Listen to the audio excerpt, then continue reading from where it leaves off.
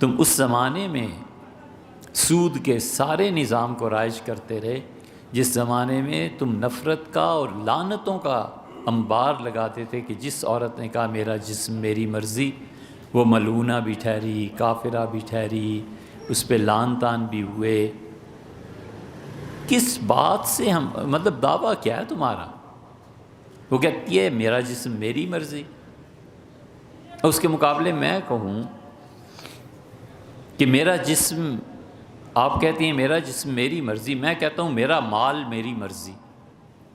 میں جا کے بینکنگ میں شرکت کرتا ہوں، سود پہ گاڑیاں لیتا ہوں، سود کھاتا ہوں، تو میرا مال میری مرضی، اللہ کا حکم ٹوٹا اس پہ کوئی نہیں بولتا، اور وہ کہتی ہے میرا جسم میری مرضی، وہاں اللہ کا حکم ٹوٹا وہاں سب کہتے ہیں۔ یہ کیا تضاد ہے؟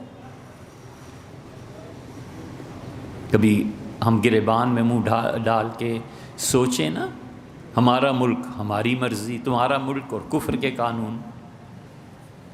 اب کدھر گیا میرا جسم میری مرضی؟ وہ جو کچھ کہتی ہے اس سے بدتر ہم کرتے ہیں۔ میرے بچے میرا نظام تعلیم۔